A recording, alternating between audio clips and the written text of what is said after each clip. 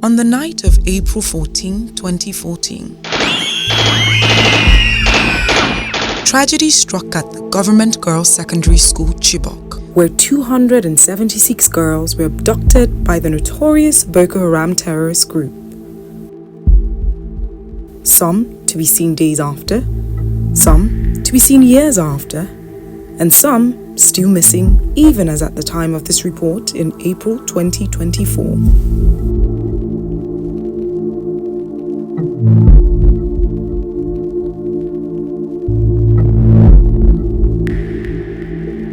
In Nigeria, 1 in 3 children is out of school, totaling 10.2 million at the primary level and 8.1 million at the junior secondary school level. Additionally, 12.4 million children have never even attended school, and 5.9 million left school early. A significant portion of out-of-school children, nearly 6.3 million, 60%, reside in northern Nigeria. 60% of out-of-school children are girls from northern Nigeria. Perturbed by the declining rate in education due to increased insecurity, Lagos Talks decided to seek more answers. To gain more insight on this, we had a chat with the former head of the Chibok community on the incident that had now become the focal point of lack of safety for our children in Nigeria. Chibok life is before the adoption. Chibok is one of the most interesting places that you would like to visit in Borno State.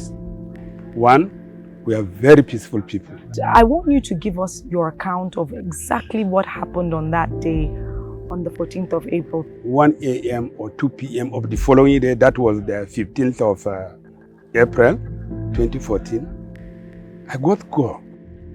Not only one, not only two. At that time, I was the vice chairman of our community here in Abuja. So when I wake up around, was it 4 a.m., I just saw so many calls. And so I tried to get in touch with some of these calls, and all the response was that Chibok was attacked. At that time, nobody could even tell me whether those girls were taken away. But what happened was burning of some critical houses in Chibok and some critical places, some shops. That was really that was communicated to me at that point around the time around 4 a.m. So it was long after, that was after daybreak, and people start to find out what really happened and trying to, get record of those areas that have been, burnt down and that. So in the process, it was discovered that our girls were taken away. Me, personally, I couldn't even, agree at that time. But when they mentioned about 2 of my nieces, the daughter of my junior brother, the immediate one that I left breast for, and the daughter of my senior brother, the immediate one that left breast for me. So I now know that, okay, if that is the... So we started to approach the high authority using our association platform, that is Chibok Area Development Association here in Abuja. So you're saying that it took 3 days? Yeah. So after 3 days, after you then did the press conference, yes, that was when you started... Well, the government now agree that actually adoption took place. So all these years, I know that you've asked questions, I know that you've tried to carry out some investigation. Have you been able to maybe get some answers as to why the government was not responsive, even within the first few hours of when this happened? Anything you talk in this country, people will take it to be political. As we assess the government's response to these issues, one cannot help but question the role of the military in all this. Shocking reports were made by Amnesty International alleging that the Nigerian military had prior notice to this attack. Although the military deny this, the lack of immediate response to this attack raised questions about the military's body language towards such a tragedy. Let me take you back to 2014, and that is exactly how Boko Haram succeeded in carrying out the Chibok girls' abduction. There was warning, but the military and the government ignored it. And similar or exactly the same thing happened in 2018 in Dapchi. I was in Dapchi a month or weeks after the abduction in 2018. We have spoken with the parents, we have spoken with traditional rulers, we have spoken with security agencies, and we have spoken with villages that are close to Dapchi. Villages surrounding Dapchi, we have spoken with them. Even the village through which Boko Haram came into Dapchi, we have spoken with people there, and they told us that when Boko Haram camped like 5 or 20 kilometers from Dapchi, the military were informed, the security agencies were informed, and nothing was done. To address these pertinent questions, we spoke with the Director, Defense Media Operations, Major General Edward Buba. Now, there are reports stating that the military swooped into action 4 days after the girls were taken. So I want to hear from you. Why did it take the military so long to go after the perpetrators of this unfortunate incident? The Chibok girls incident was a defining time in our security, in the security landscape of this country at the time. And the incident redefined our determination and approach in countering insurgency and terrorism in the country. At the time,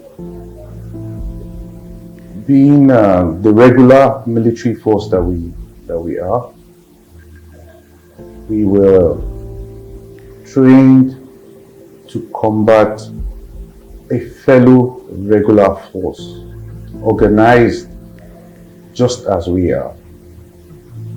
And then being confronted with non-state actors such as the terrorists at the time, there's no doubt that we were grappling with what is the best way to combat that threat, as it was an emerging threat at the time. Was Boko Haram's attack primarily driven by a disdain for Western education, or were political and religious factors more significant? The adoption was quite political.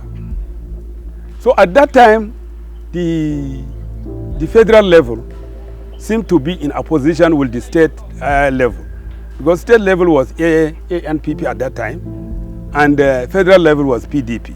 So there was no cohesion between them. That was actually what actually transpired. Well, federal government is accusing the state government of orchestrating the adoption. State government was accusing federal government of they should focus their attention on rescuing the girl. It's unfortunate that we were at the receiving end between the two giants, that's the federal government and the state government. So instead of them have sympathy for us as minority, the most minority tribe in Borno State, for them to act fast and bring our daughter, they were playing politics among them, between themselves. Every terrorist group has a political agenda. Boko Haram at the time kidnapped these young girls in order to further their political agenda. And they were able to some way achieve the kind of attention that they needed, because the whole world got to know about the girls and they got to know about Chibok. For us in the military, the situation as of today is that the terrorists of Boko Haram or ISWAP are a declining threat in the northeast. As the story unfolds, more allegations surface, suggesting inadequate military deployment in already vulnerable and frequently targeted areas. The military, however, offers a different perspective. The military, maybe based on intelligence, understands that this could be a particular target. You are expected to deploy more. But it seemed like, especially in the northeast, there were incessant attacks. So how did the military respond to those attacks, especially when it was happening on a consistent basis? Well, we have boots on the ground. And to get boots on the ground, you carry out a lot of analysis, and those locations that are more pressed, we now come up with a strategy to have troops deployed in those locations in order to protect the citizens, that are there. It's the same situation we have around the country today. We have theaters all across Nigeria, all across the 6 geopolitical zones in the country. We deploy troops there in order to address specific issues that we find challenging at those locations. In the shadows of the Northeast, countless atrocities have been occurring, largely unreported. You cannot be surprised when, even in Kaduna State, some gunmen will just go and ramp up all the schools, secondary school and primary school, and their teachers, and took them to the bush and go away. And I'm telling you that the number of abductions that happen are far higher than what we know. It is only the high-profile ones that we know. According to Amnesty International, reports indicate that insurgency has continued and transformed into more sinister actions. Boko Haram now enters villages, outrightly demanding village chiefs and fathers to bring their daughters to them. In the north now, we reach a situation whereby bandits will call a village chief and say that we heard that you have young girls, 5 or 6 in the house of so. So we want you to bring them to so place. And the parents will take them on motorcycle and drop them with the bandits. And the bandits will tell them, okay, after 1 week, go and come and pick your daughter. Yes. That is so unfortunate. Yeah. And what would you say is the reason why they willingly give up their children? Because they will be killed, and no one is there to protect them. Yes, if you don't do it, they will kill you. There was even an incident in Zamfara State. I was told he's about to be married, and one of the bandits heard about the fact that she's going to be married next week. So he asked the village head to bring her to him. She stayed with him for 1 week before the marriage. And in most cases, it is the father that will be asked to bring his daughter. So this is what is going on. Apart from raping, coming to a village to rape women and kill them afterward. More alarming reports reveal that this menace has evolved beyond targeting children, especially girls, and education. It is now extended to impacting food security, with Boko Haram taxing residents for accessing farmlands. Like in Katsina State, during the last rainy season that ended, we started recording cases of people that go to the farm, and the bandits will say, if you go to your farm, you have to pay 100,000 for you to cultivate. Yes, for you to cultivate. If you don't pay, you will face the consequence. You either kill or harm you in so many ways. So the next thing they started doing, when they realized that, well, killing people is not enough, what they will do is that when they catch the person, they will amputate him in the left hand. When they catch him in the farm again, they will amputate the right hand. We already have like 20 people whose hands have gone this way. Over the years, huge sums have been allocated for the sole purpose of boosting security here in Nigeria. A close reference point was 2023, where a supplementary budget was presented. Within that supplementary budget, 575.6 billion naira was sequestered for boosting security. And also within that budget, 184.2 billion naira was sequestered for the sole purpose of buying arms and ammunitions. However, fast forward to a few months after, March 2024, 137 students were abducted from LEA School Kuriga in Kaduna. And one wonders, how was that possible in light of the amounts that have been pumped into fighting terrorism? And in spite of some of these military artilleries that has been used, like the drones and all that, just in March, we did see, unfortunately, what happened in Kaduna. the LEA school where children were kidnapped again. And so the citizens wonder, if there are all these weapons from the arsenal of the military, why then do we see not only these attacks, but at the magnitude in which it happens? You see, the situation with the LEA in Kaduna that you mentioned, otherwise called the Kuriga school children. I would want us to remember the Kuriga school children that we recovered, every single one of them, 137 of them. And that came by a combination of actions, including military action. And by today, I'm sure you know some of the terrorist leaders that were taken out in the process. But back to how did this happen? It happened because there was a breach in the protocol that was in place. And what was that breach? They have said, if there's going to be any activity of such, you notify us.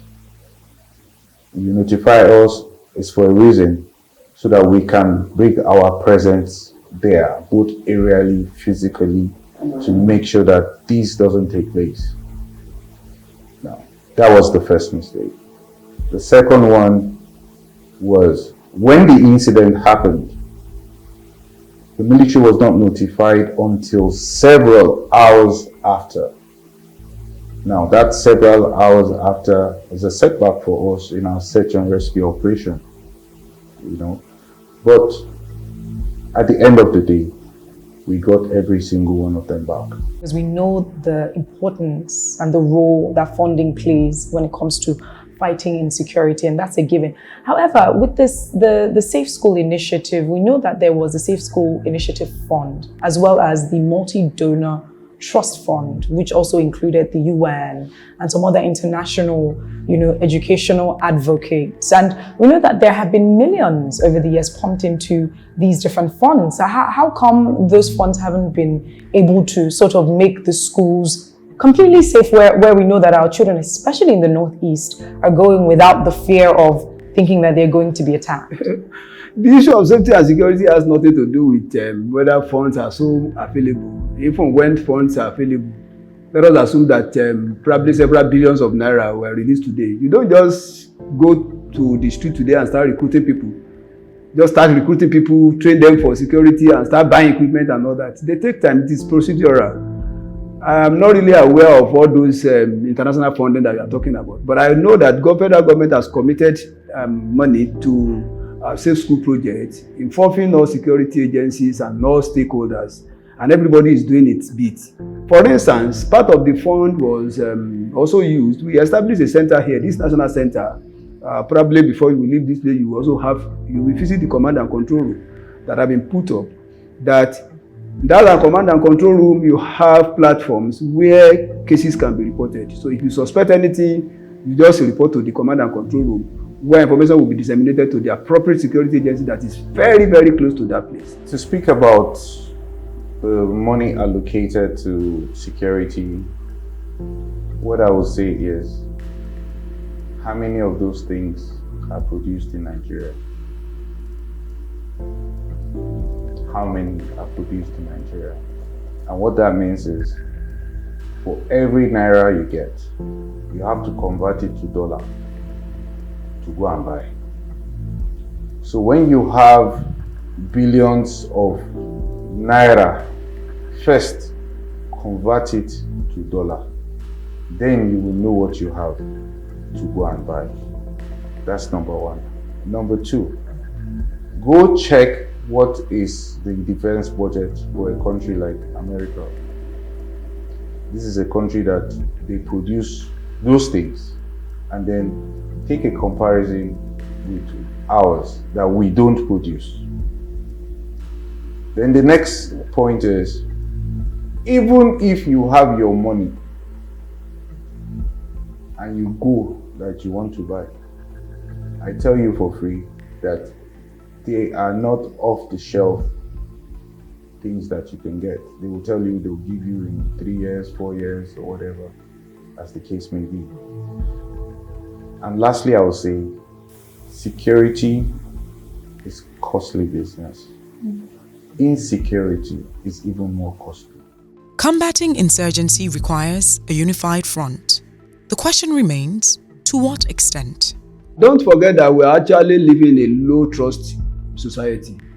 And when you are living in a low-trust society, nobody will trust anybody. Nobody trusts anybody. Do you think members of the public also trust journalists? They don't. If you write what is favorable to government, they say you have been sponsored. Now we have been moving from one community to another to sensitize them. This is what you need to look for. Yes, we have been sloganeering. If you see something, say something. But we have also discovered that people have been saying, they have been saying something, they have not been saying something. Some people are even saying now that if you say something, you will see something. It is part of this low trust thing. A community, 20, 30, 40 people on bike, on motorcycle, vehicles will enter a community and nobody will say anything. While we recognize the crucial role of citizens in combating terrorism, can we blame them for remaining silent out of fear for their lives when questioned about crimes that they witness? The deep-rooted mistrust between society and law enforcement, especially considering past accusations, cannot be overlooked. He mentioned something, saying that one of the major issues that they experience, especially in the Northeast area, is the mistrust that people do not have for security operatives, and maybe security operatives do not have for the people. That they also coined a slogan called "See something, say something." And he said that there are times where issues might arise and you ask the people of the community and they act like they don't know, we don't see. I want you to speak on that. Why they have to be silent? I'm speaking here. Maybe I'm privileged to be in Abuja.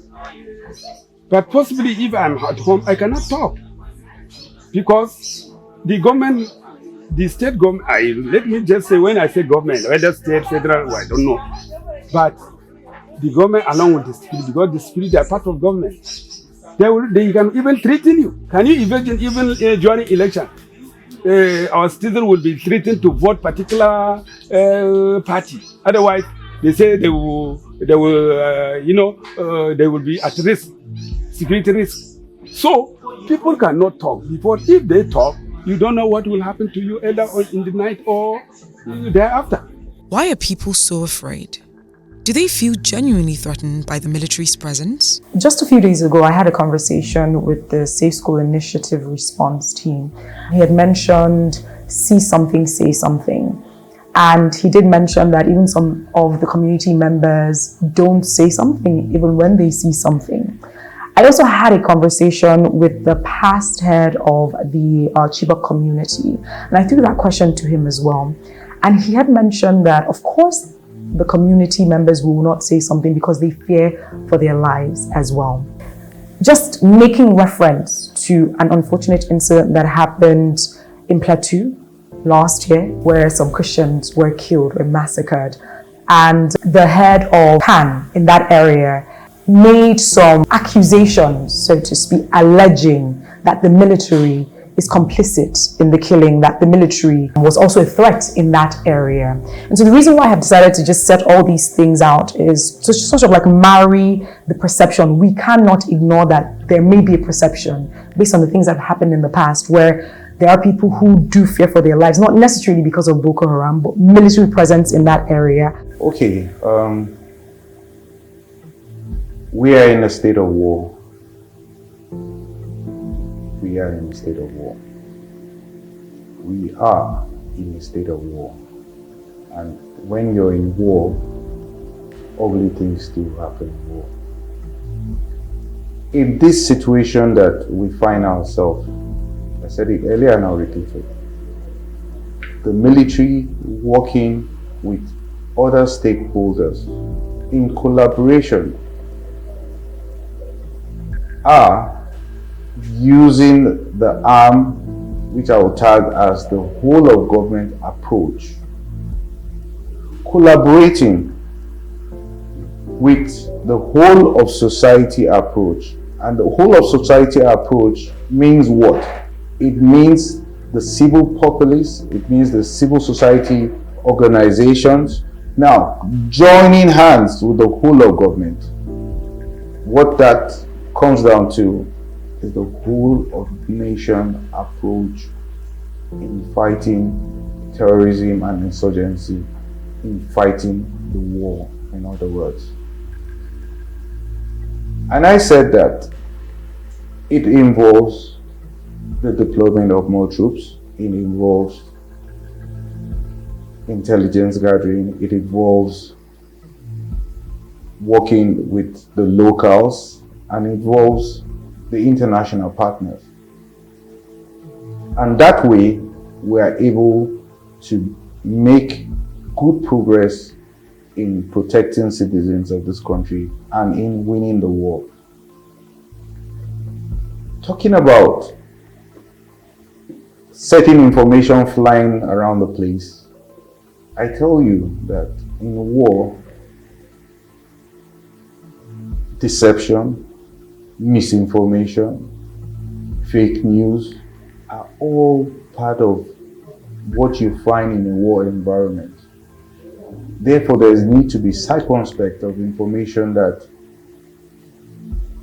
you come across. And that's why we encourage people to get in touch with us and then hear what we have to say. In today's military, we hide nothing. Whatever the situation is, we come out there to tell the public, to tell the people that this is what's happening. You know, and the reason is simple. We want to be able to say it's white and let it be white. But if you fall for the trap of the adversary, then you find yourself singing a different song from what the government is saying or for what the military is saying, you know. So I would just say there's need for people to be circumspect of the kind of information that is being churned out, particularly by the adversaries. As we delve deeper, we ponder, are we truly making progress despite the military and government's efforts to combat terrorism and to protect our children? Wow, there's a great difference. That's a great difference. I mentioned to you that the situation in the Northeast is the Boko Haram is a declining threat in the Northeast.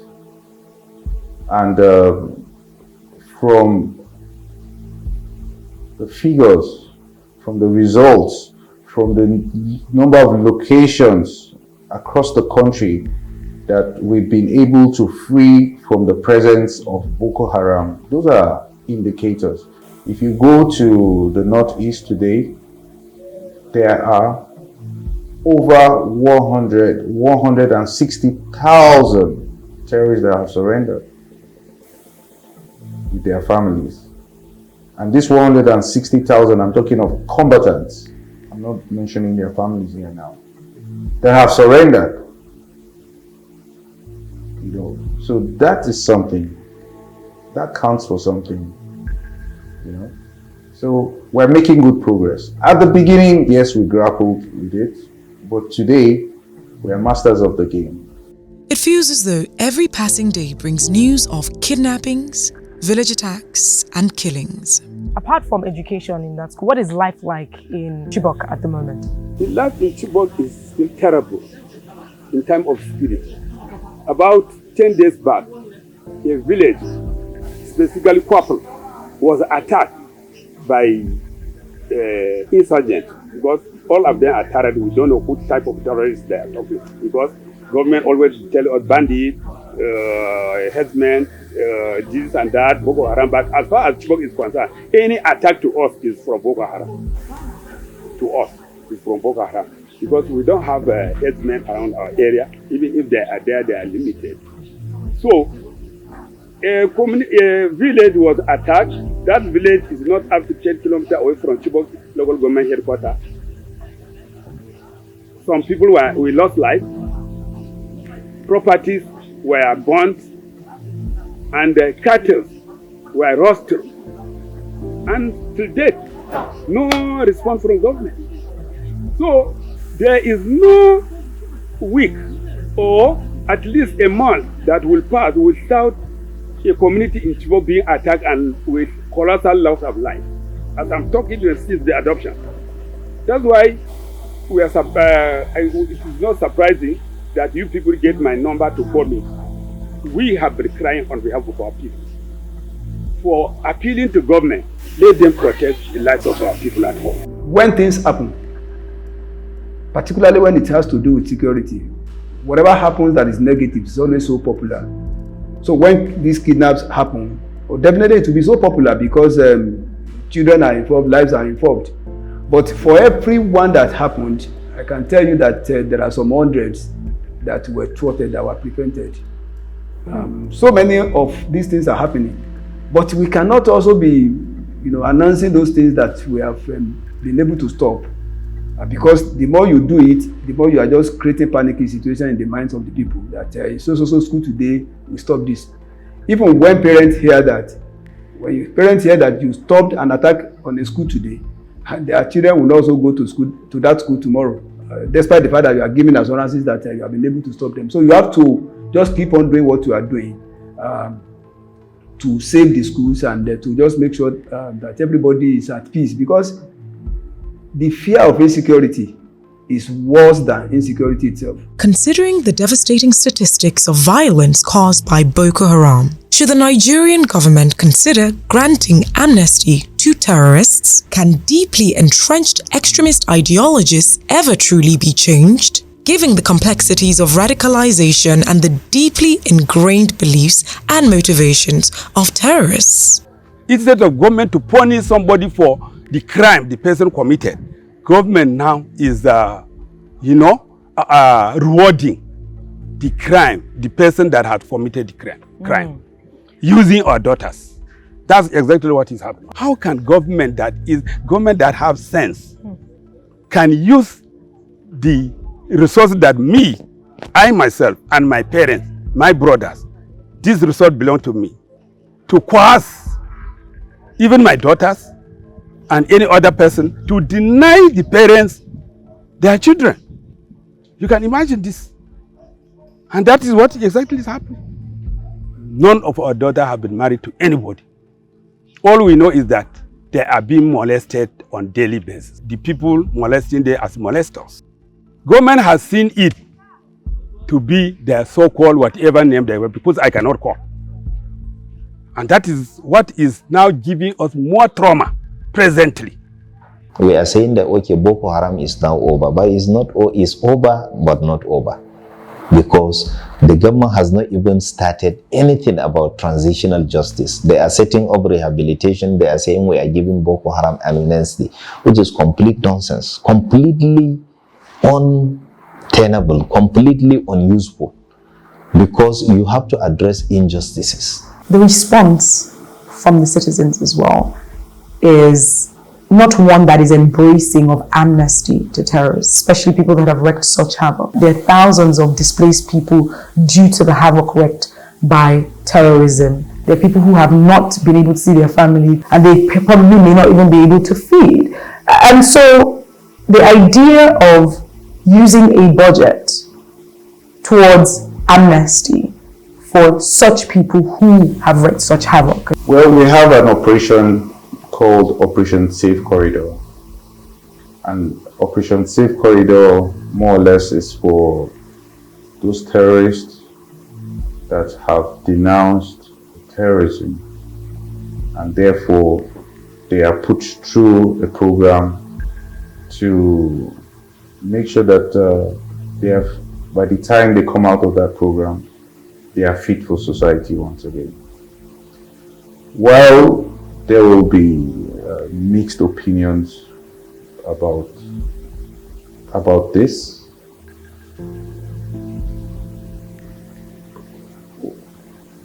what do we do? They are Nigerians.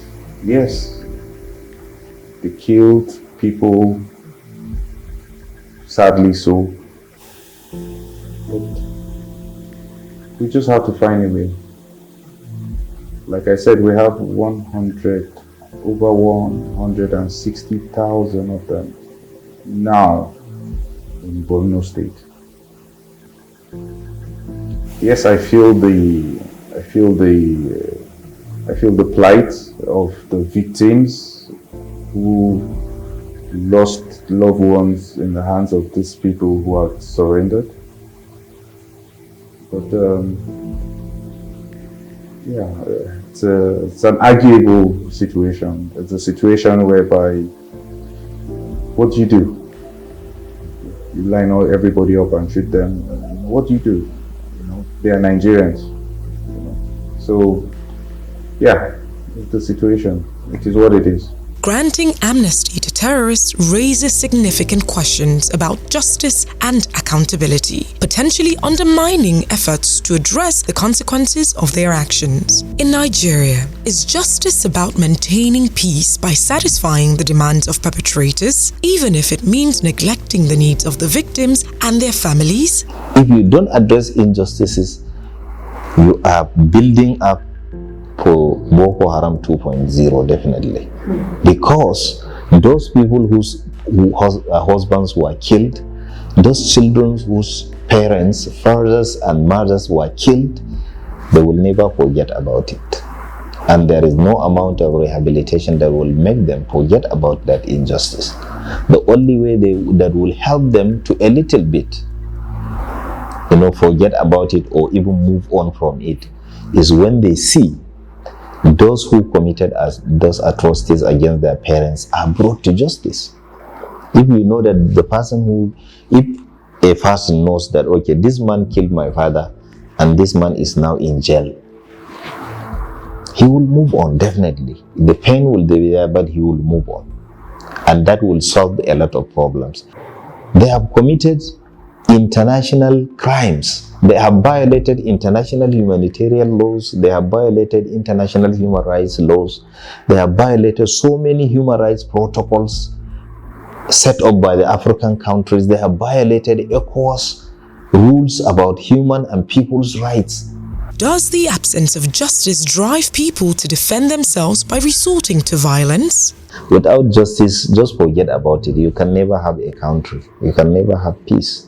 You cannot never have prosperity. So we have to address injustice. We have to make sure that people who are victims of injustice, they get justice. 80% of Nigerians are facing one form of social injustice or the other. So we have to prioritize giving people justice, making sure that there is consequences for bad behavior, making sure that there is consequences for violating human rights. That is the only way people will be happy. If I know that the government cannot protect my rights, I will take gun and help myself. And that is why if you look at countries like the United States of America, their first amendment, their second amendment, their third amendment, they believe that in the US, you hear about school shootings.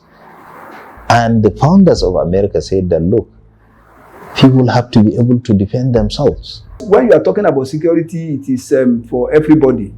And let me also say that research has shown that the best form of security is the one you provide for yourself.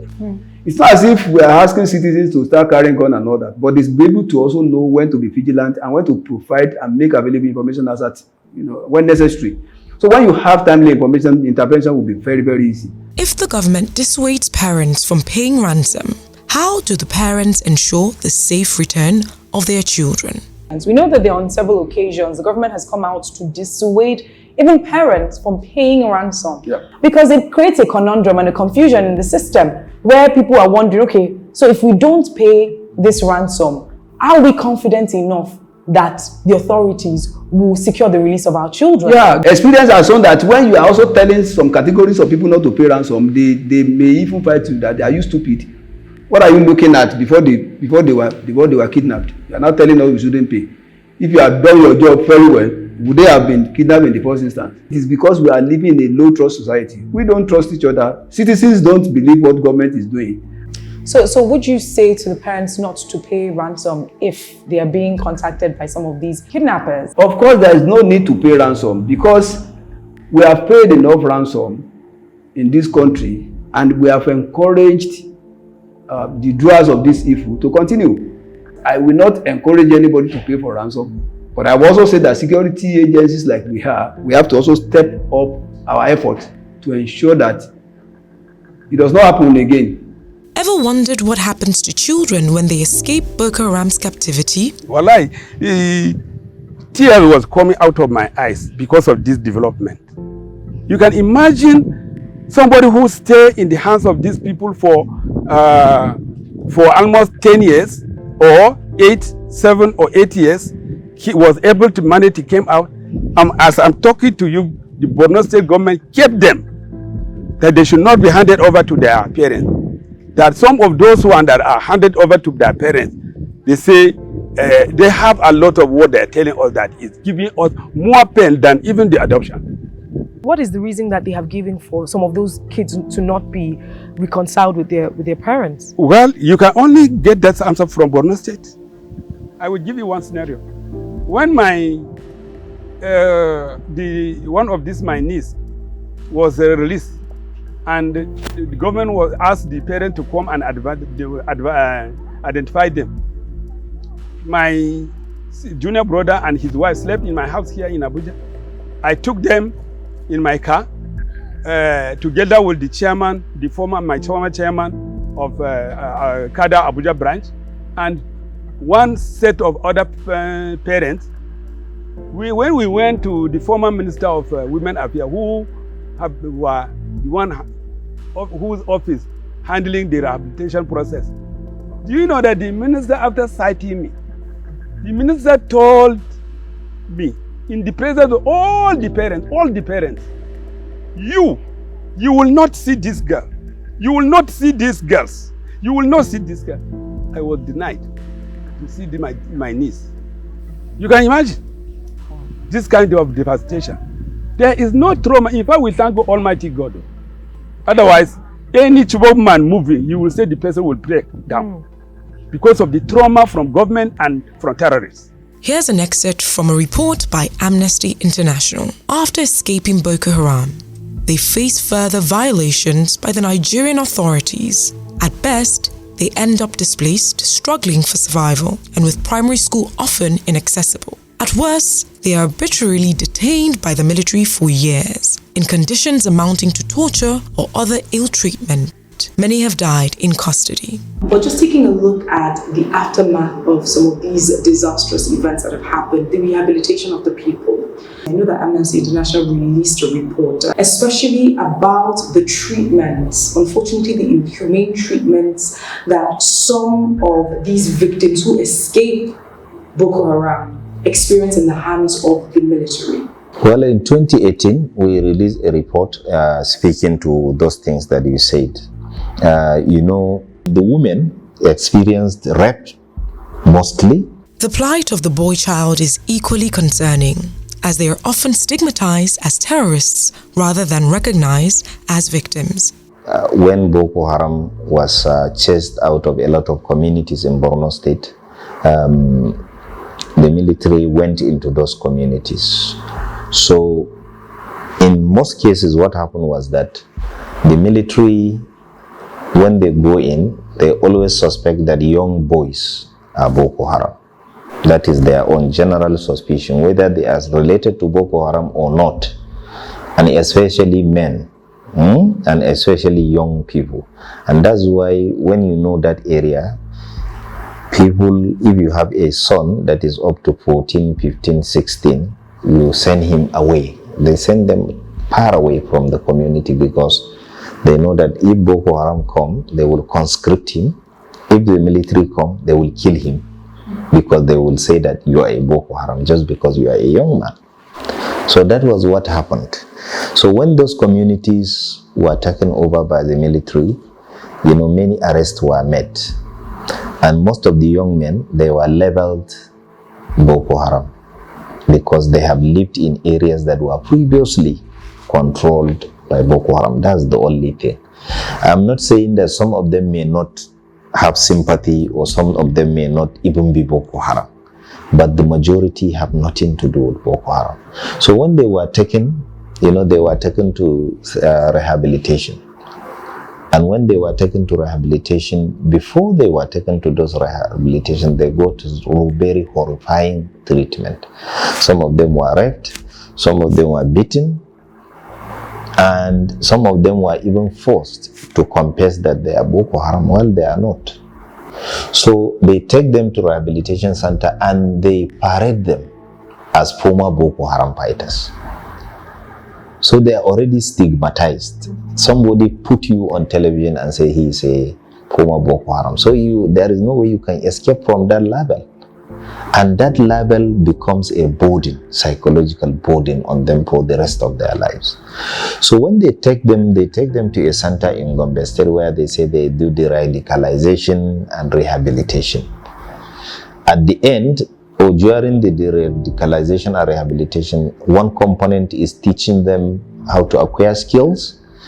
At the end of the day, before they leave that center and go back into the society where they came from, they are promised that, okay, we are going to give you, if you are a carpenter, you train as a carpenter, we are going to give you carpentry kits. If you are a welder, we are going to give you welding equipment so that you can set up a job and you move on with your life. So at the end of the day, the government will parade them on television and newspapers and say these are former Boko Haram fighters. So at the end of the day, corruption mostly come in and they end up without getting those things. So they are going back with two grievances. Number one, they have not been given what was promised. Number two, they know deep in their mind that they are not Boko Haram. But when they go back, they came wearing white and a green cap, and they say these are former Boko Haram fighters. And when they go to seek the hands of a girl in marriage, and the parents say, no, you are a former Boko Haram, we don't like it. So the stigma as well. When they go to look for a job, they will tell them, no, we don't want you, are a former Boko Haram fighter. Actually, these people, if there was a thorough investigation, they have nothing to do with Boko Haram. So the layers of injustice in our society are just too much. More shocking revelations emerge as the dialogue with Amnesty International unfolds. Allegations of the military giving victims food in exchange for sex. When they were kept in rehabilitation centers or transit camps, there were points at which the people that are guarding them, that is the soldiers and the civilian JTF, they use food in exchange for sex. They will ask a woman to follow them, to sleep with them. If not, no food for her and her children. And many of them have to follow them. We have interviewed many, so that was what that report is saying. These narratives are deeply concerning. As we examine the findings of Amnesty International, it's important to note that the military also has its own perspective on the validity of the sources where such information is gotten. What will the military gain? That's a good question. What will the military gain if we rescued a hostage, bring the hostage to us and torture the hostage and abuse the hostage? What are we going to gain doing that? I spoke about being circumspect of misinformation, disinformation, fake news, deception. We must never lose sight of those things. We must never lose sight of those things. What are we going to gain to do that? I tell you for free, when you fight the kind of war we're fighting right now, counterinsurgency war, it's a war about the populace. We're trying to win the populace. The adversary is trying to win the populace. So doing those things, as you mentioned, will it help us, or will it help us in winning, or will it help us to lose? So we are very aware of what a counterinsurgency war is all about, and therefore can never find ourselves doing any such thing. If you go to the Northeast today, we've carried out a lot of civic projects. Places where there's no water, the military has been able to install boreholes there. We've built schools, we've built roads. There's just so much we've done. And this is to let the population know that the military is your friend. We're your friend. We represent the government and we are bringing governance to those locations and kicking out the bad guys who are the terrorists. So once again, I'll say there is need to be circumspect of fake news, misinformation, disinformation, or whatever color of information that is being put out there, particularly when it's coming from sources that have a comma. It raises a crucial question. What is the standard operating procedure for the military? Should the children who are victims be treated as suspects? One thing that may also bring some form of confidence amongst the citizenry is knowing what the standard operating procedure is for the military when a victim happens to escape or the military rescues a victim. What's the process, when these people are found? Now this is what happens. We carry out military operations into enclaves, hideouts, strongholds of this terrorist. In the process, disseminate many of their leaders, their foot soldiers, their commanders in the process. And in the process, we rescue a lot of hostages. This we do day in, day out. If you follow my reports, you will see. When we do that, and in the case of this Chibok girls, when we do that, we hand them over to the Borno State government. We don't keep them. We hand them over to the Borno State government. The Borno State government do the needful and take them either to their parents or put them through some psycho whatever training because of what they passed through, So when we rescue, we hand over to the appropriate authority. It has to be the police, it has to be the chieftain of the locality. That's what we do. We don't keep them. The discrepancy in the exact number of missing girls is worrisome. We here at Bring Back Our Girls, we're standing in the gap for them because they are not able to be here. The Murtala Muhammad Foundation did a study, and from what they were able to observe, 91 girls are still unaccounted for. Now, we do know that some of those girls had perished during the course of their captivity or in the course of the abduction, but we say that 91 have to be still have to be accounted for. Ever since we were able to identify that it was 276 girls that were taken on the 14th of April 2014, till now, we can't actually get a figure of how many have finally come home, how many have been rescued, and how many are still in the I hands. think at first 276 were taken in trucks by Boko Haram. But there are some courageous girls that sacrificed their life, and about 57 of them escaped in the couple of 2-3 days of their day. They didn't reach Sambisa. Some even escaped in Sambisa, near Sambisa, but they have not gone to their place of their custody. Now, 57 escaped, remaining 219. Among the 219, Amina Nkeki was the first girl that was released.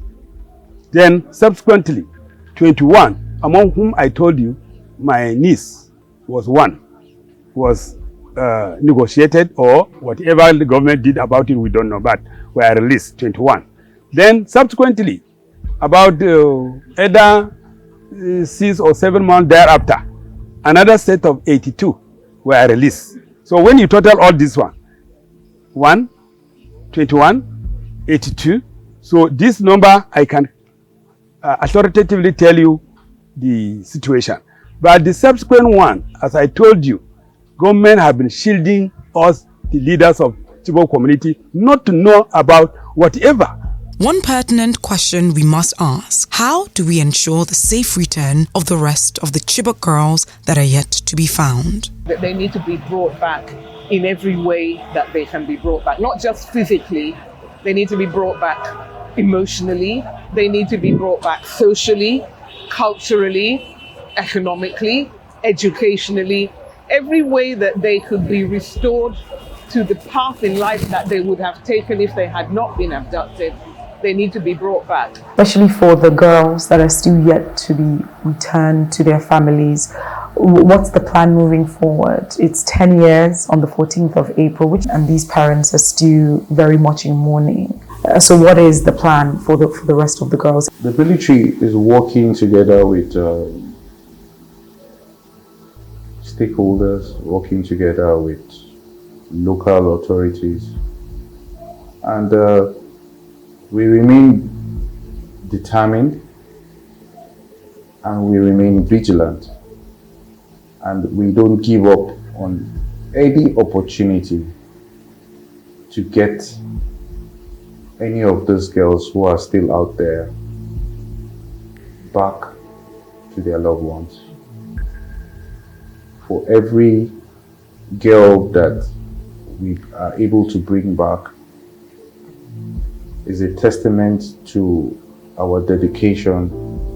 It's a testament to our strong desire to make sure that each and every one of them comes back home to their loved ones.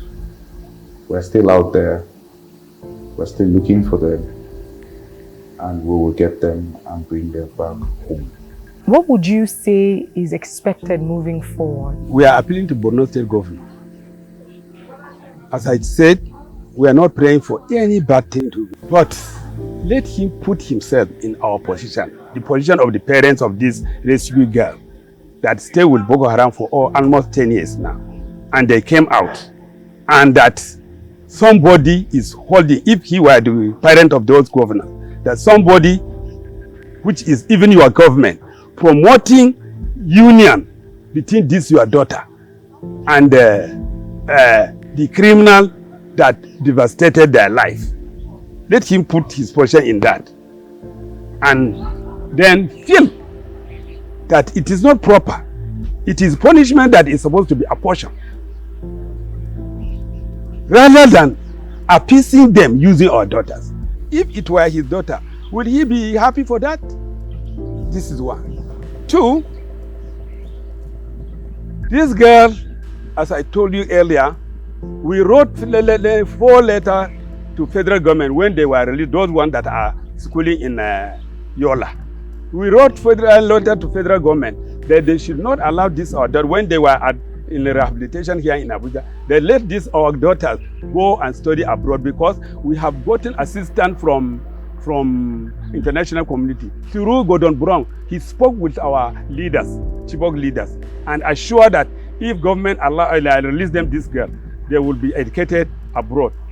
And government denied us. Now that government now deny us, let them deny this girl to go and stay abroad. Let them provide them with all the learning facilities. But as I'm talking now, they don't have laptop according to what I had. They don't have all the necessary, even their stipend that were given to them then during early release. Now I learned is no longer forthcoming. So I learned even some of them because of, we are poor people living under threat for over 10 years. You can't go to farm. So none of the parents can have capacity of sponsoring his daughter in that school. So it is the responsibility of the government that deny us their international sponsorship to provide them with all the necessary facility, including their welfare. Let the government do that. 3, let government protect the parents and the brothers at home. Because every day, every week, month or so, you will hear attack in any of the community in Chibok with colossal loss of life.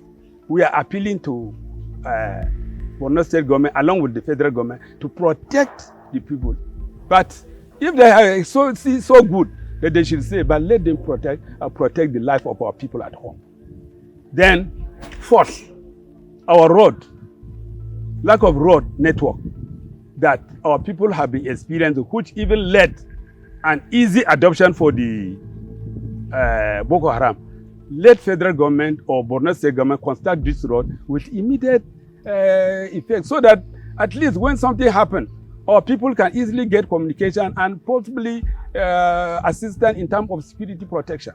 So these are the 4 things that we are requesting government to intervene and do so. Unveiling these harrowing experiences and accusations highlights the urgent need to seek answers and justice. As we navigate these truths, it is imperative to chart a path forward that ensures accountability, safety, and lasting peace for all. My name is Ifunanya Igwe, reporting for Lagos Talks 91.3 FM.